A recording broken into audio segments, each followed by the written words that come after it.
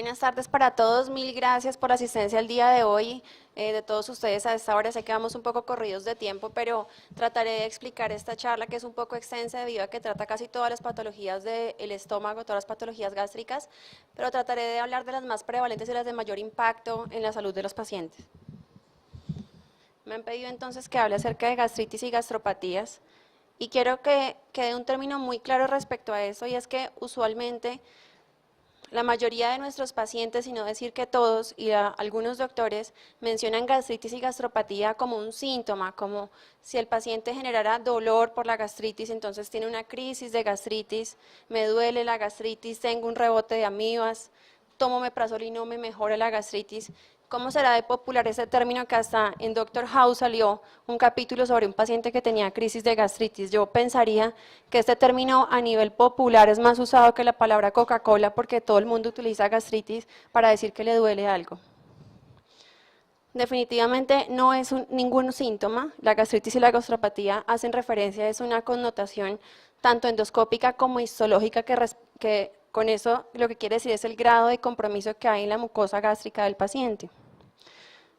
Y aunque no existe una clasificación universal para poder decir qué es gastritis y qué es gastropatía y cómo se pudieran dividir, porque en muchas enfermedades se superponen esos dos términos, esas dos entidades, sí es claro que se debe definir qué es gastritis y qué es gastropatía. La gastritis entonces es una condición inflamatoria, que eso es lo que la difiere de la gastropatía, y está asociada a un daño de la mucosa gástrica, mientras que la gastropatía es un daño epitelial que involucra regeneración, hiperplasia foveolar, pero no está asociada con inflamación. La gastritis entonces se puede definir a grandes rasgos como un compromiso agudo o un compromiso crónico, es la forma más fácil de clasificar la gastritis. La gastritis aguda, como vemos en estas diapositivas, se ve una imagen endoscópica que es característica del compromiso agudo de la mucosa gástrica, e histológicamente lo que se va a encontrar es que hay una hemorragia de edema en la lámina propia de esa mucosa gástrica, que adicional va a haber necrosis de la mucosa, que va a haber infiltración importante por polimorfonucleares neutrófilos y que van a haber erosiones como las que vemos en esta imagen que está acá. Múltiples causas para gastritis aguda: alcohol, hemorrágica, shock o hipotensión es una causa muy frecuente de gastritis aguda, y esta parte de la gastritis es muy fácil de solucionarla. Es evidenciar cuál es el nexo epidemiológico con el daño asociado a la mucosa gástrica, retirarlo inmediatamente, y en la mayoría de los casos los pacientes se van a mejorar no con un tratamiento dirigido a la mucosa gástrica, sino con mejorar el estado hemodinámico del paciente. Mientras que la gastritis crónica, un poco más compleja, implica una inflamación progresiva, una inflamación que corresponde a un paso a paso de una cadena en la carcinogénesis de la mucosa gástrica. Y es que ese es un término nuevo que antes no conocíamos. Sí conocíamos que había una carcinogénesis gástrica, pero no con qué frecuencia o qué tantos pacientes pasaban al siguiente paso para finalmente 1 a 3% de esos pacientes desencadenar cáncer gástrico. Usualmente en esta gastritis crónica se ve una infiltración de células linfoides y plasmáticas, y adicionalmente puede coexistir un infiltrado crónico y persistente de polimorfonucleares neutrófilos en un grado variable. Sin embargo, cuando hablo de toda esta carcinogénesis, ¿cuál es realmente el impacto de esta gastritis crónica? Sea cual sea la causa de la gastritis crónica, ¿cuál es la importancia? No importa la etiología, ¿qué vamos a hacer con esta gastritis crónica? ¿Cuál es la importancia del impacto de esta enfermedad? Lo más importante de la gastritis crónica es conocer cuál es la estratificación del riesgo en cáncer gástrico. Si un paciente tiene gastritis crónica, ¿qué vamos a hacer con él a futuro? ¿Cómo es la vigilancia de este paciente? Se debe entonces estratificar grupos de riesgos para evaluar de forma pertinente los exámenes que el paciente requiere. Afortunadamente contamos con múltiples herramientas para poder verificar cuál es el compromiso y cada cuánto debe hacerse las vigilancias de estos pacientes. Tal vez la estrategia más adecuada para los pacientes es evaluar esto que se llama OLGA, y a través de esto podemos predecir cuál es el riesgo del paciente de hacer cáncer gástrico en el futuro. Esta clasificación entonces, mediante biopsias sistemáticas de la mucosa gástrica, permite clasificar al paciente como un estadio 0 o como un estadio 4. Siendo Olga 3 y Olga 4 los pacientes que tienen alto riesgo de cáncer gástrico, y es a quienes debemos vigilar constantemente, mientras que los pacientes que tengan Olga 0 u Olga 2 0, 1 y 2 no requieren endoscopias anualmente, aun cuando la patología digan que tenga atrofia. Se debe vigilar es a través del OLGA, que es el que vemos acá. Y es que gracias a esta clasificación que vemos acá, múltiples estudios han demostrado que efectivamente es una herramienta válida para vigilar al paciente. Desde el 2007 conocemos esta clasificación. En el 2014 aparece un nuevo artículo que dice que no se deben tomar biopsias únicamente del cuerpo y del antro, sino que se aumenta la probabilidad de diagnosticar adecuadamente a los pacientes tomando biopsia de la incisura angularis. Pero este artículo, que será publicado en diciembre del 2017, dice que no solamente se debe tener en cuenta las biopsias del cuerpo, del antro y de la incisura, sino que el doctor que está revisando el informe debería ver de dónde se tomaron las biopsias. Y es por esta razón. Si el doctor, el gastroenterólogo que tomó las biopsias, las tomó del antro, de la incisura y del cuerpo, pero incluyó el cuerpo, curva mayor y curva menor, dio el diagnóstico adecuado en el 64.4% de los pacientes. Mientras que si el doctor tomó biopsias del antro, la incisura y el cuerpo, pero incluyó la pared anterior y pared posterior, subdiagnosticó aproximadamente 10% de los pacientes y los clasificó como un riesgo mínimo que no requería nuevas endoscopias, cuando realmente correspondía a un grupo de alto riesgo con alto riesgo de cáncer gástrico en el siguiente año.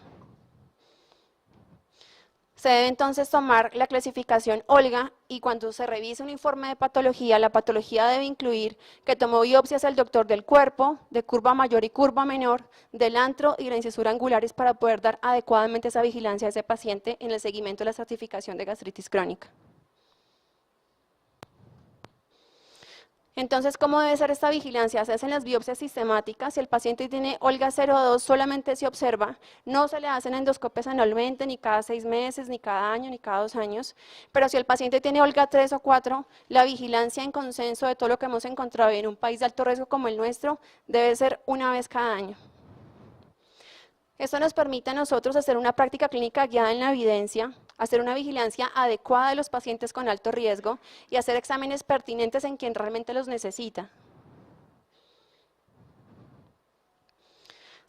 Una vez hemos resuelto qué se debe hacer con la gastritis crónica, hay unas clasificaciones que explican cuál es la etiología de la gastritis crónica y cómo entender cada una de estas enfermedades. La gastritis crónica, resultado de la infección por H. pylori, es la más prevalente. Cerca del 90% de los pacientes que tienen gastritis crónica es secundaria a la infección por H. pylori, mientras que solo el 10 al 20% de los pacientes que tienen gastritis crónica no se encuentra asociada a la infección por H. pylori.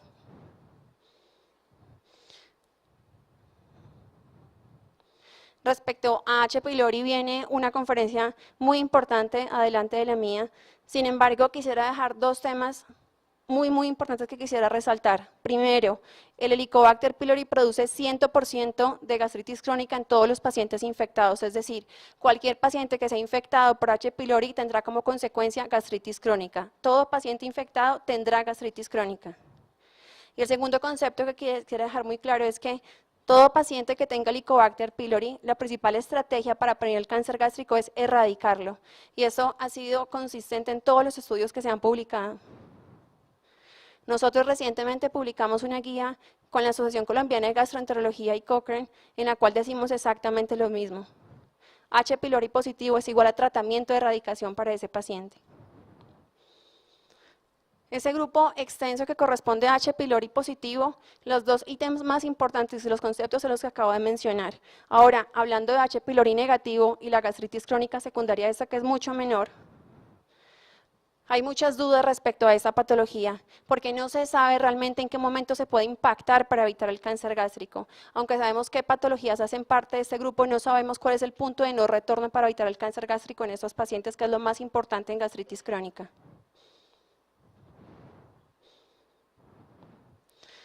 Esas patologías entonces corresponden, he puesto aquí las más prevalentes y las de mayor impacto. Tienen una subclasificación como difusa, focal o granulomatosa. La difusa hace parte la gastritis autoinmune, linfocítica y colágena, muy infrecuentes en nuestro medio y en el mundo. La gastritis eosinofílica y la gastritis nodular, aunque son infrecuentes, tienen unos desenlaces fatales para el paciente que deberían ser evaluados por todos los doctores que revisen gastritis crónica. La gastritis focal post-trasplante es muy rara. La gastritis focal por enfermedad inflamatoria intestinal tiene un advenimiento, y es que antes pensábamos que solamente la enfermedad de Crohn producía cambios y daños sobre el estómago, pero en estudios recientes han demostrado que también la colitis ulcerativa produce daños sobre la mucosa del estómago. De hecho, un paciente que ha sido sometido a colectomía implica mayor compromiso sobre la mucosa gástrica. Asimismo, la gastritis granulomatosa, que hay enfermedad de Crohn, sarcoidosis, por cuerpo extraño, parásitos o infecciosa H. pylori negativo por bacterias, otras bacterias diferentes como Helicobacter diferente, parásitos, hongos, cualquiera de esas debe ser tratada específicamente la causa para que la gastritis desaparezca. Hablando específicamente de gastritis autoinmune, es una enfermedad inflamatoria crónica que conlleva una destrucción de las células parietales del cuerpo y del fondo del estómago, mucho más frecuente en mujeres, una prevalencia cerca del 2%. Hay una disminución en los pepsinógenos gástricos 1 y una disminución en la relación de pepsinógeno gástrico 1 y 2. Hay acloridria, hay hipergastrinemia, y esto conlleva que haya anemia perniciosa y sobre todo las enfermedades autoinmunes que se asocian a esta patología, como la tiroiditis autoinmune y la diabetes mellitus tipo 1. El diagnóstico de esta entidad entonces se hace con una mezcla de todos estos parámetros que vemos acá. Una endoscopia y biopsias sugestivas de gastritis autoinmune, pero a su vez debe tener también anticuerpos anticélulas parietales. No se debe pedir anticuerpos anticélulas parietales a todo el mundo para descartar si tiene o no gastritis autoinmune, porque de hecho hasta el 20% de la población general puede tenerlo positivo aún sin tener la patología.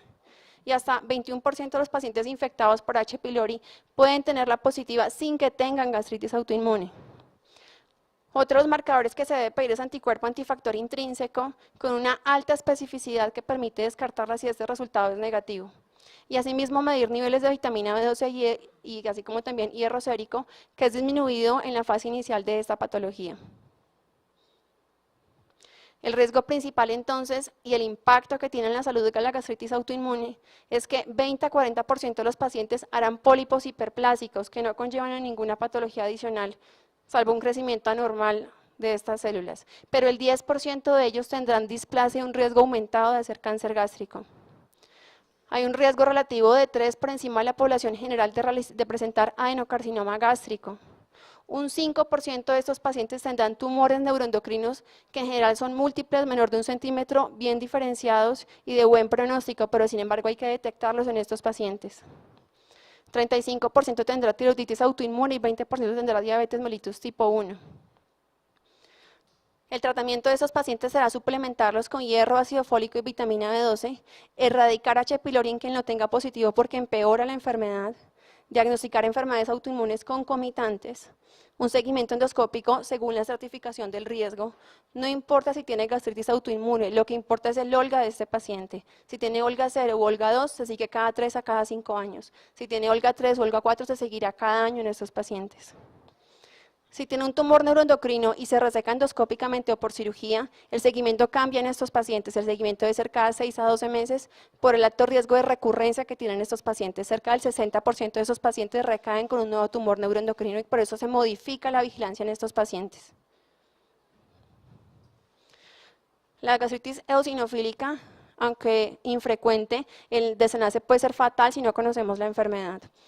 Una prevalencia mundial de 6.3 por 100.000 pacientes, más frecuente en hombres, asociada en un 30% a otras enfermedades alérgicas como rinitis alérgica o asma. Muchos de los pacientes el síntoma predominante es dolor abdominal, náuseas, vómitos, saciedad temprana, plenitud postprandial. Un tercio se asocia con pérdida inexplicada de peso y hasta un 35% se asocia a eosinofilia periférica. Me llama la atención que se conoce mucho acerca de esofagitis eosinofílica y en todos los congresos hablan de esofagitis eosinofílica. Sin embargo, el órgano más comprometido por esta entidad es el antro, es el estómago lo que más se compromete en esa entidad y por ende debería ser parte de las revisiones que se hagan en los congresos como este. La presentación clínica entonces de esta enfermedad va desde una mucosa absolutamente normal endoscópicamente, nodularidad de esos pacientes, puede haber úlceras gástricas asociadas, Pero el desenlace más fatal que tiene esta enfermedad es que se puede asociar con una gastritis necrotizante en los pacientes y por ende es necesario que la conozcamos para poder tratarla antes de que tenga un desenlace fatal en el paciente. Independientemente del grado de compromiso que se ve en la endoscopia, todos los pacientes van a tener un aumento de eosinófilos superior a 20 eosinófilos por campo de alto poder.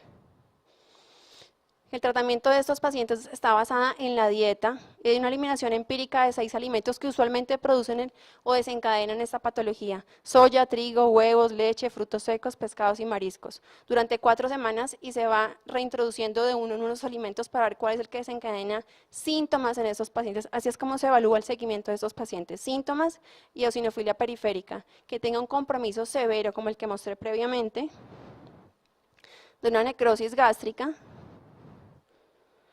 La vigilancia además será con seguimiento de endoscopia de vías digestivas altas.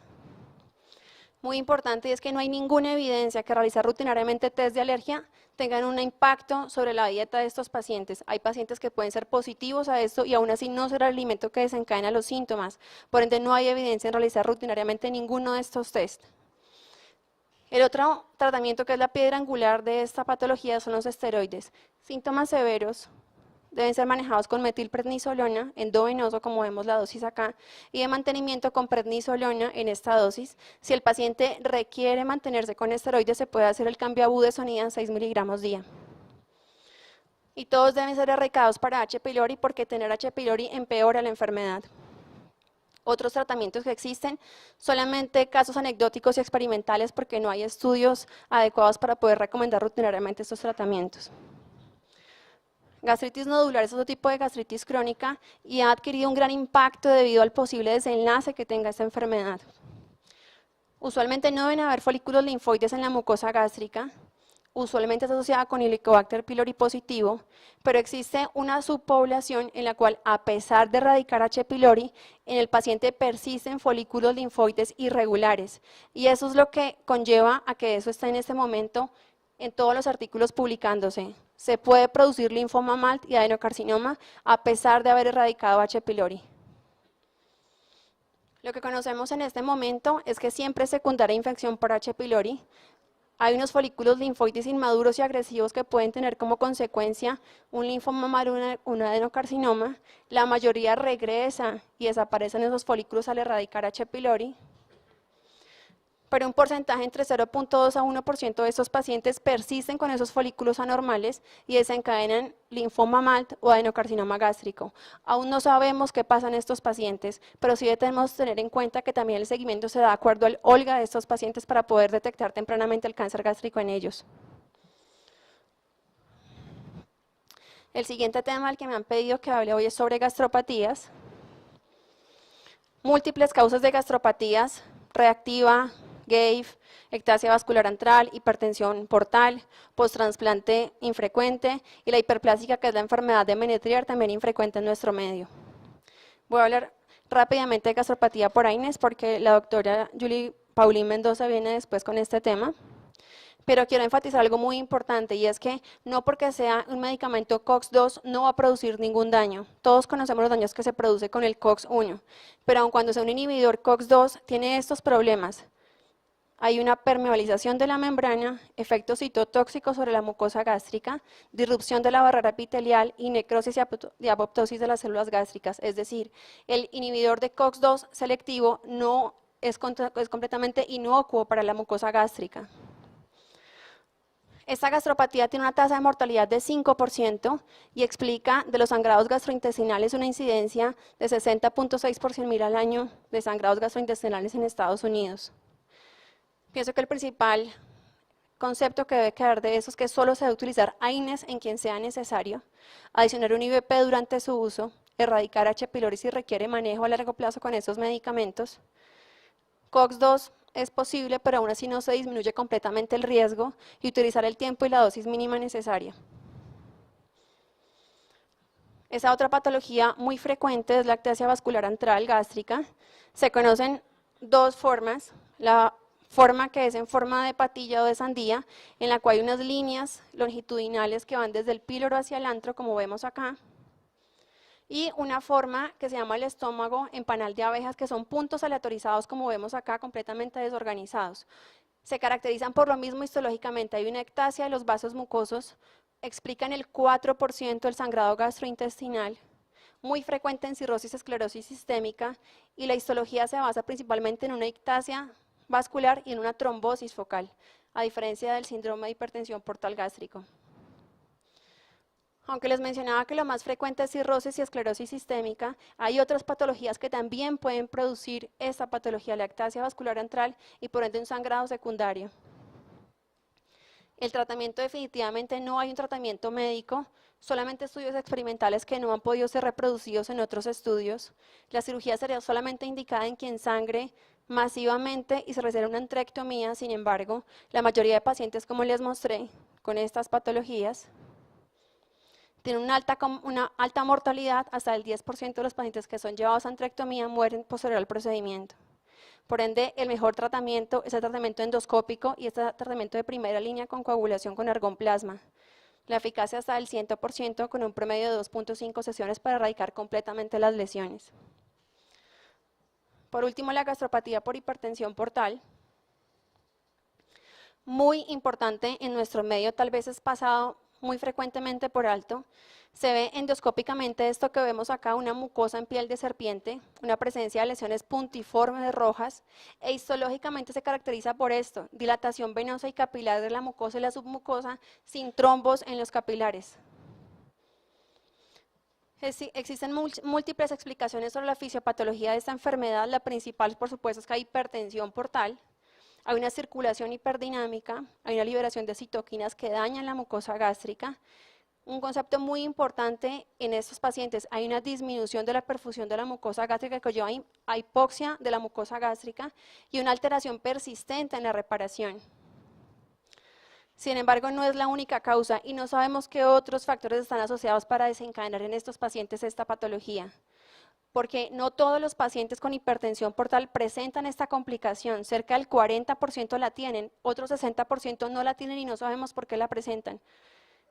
La correlación es mayor si hay una hipertensión portal severa, pero no sabemos nada más, solo conocemos que la hipertensión portal es un factor predisponente para esta entidad. Hay otras variables como la etiología de la cirrosis, el sexo, la edad, la severidad de la enfermedad hepática, sin embargo los resultados son controversiales. ¿Cuál es el impacto de esta enfermedad y cómo se puede tratar para evitar el sangrado en estos pacientes con un alto riesgo de morbilidad y mortalidad? Prevención primaria y secundaria para los pacientes que ya han sangrado y para los que aún no sangran.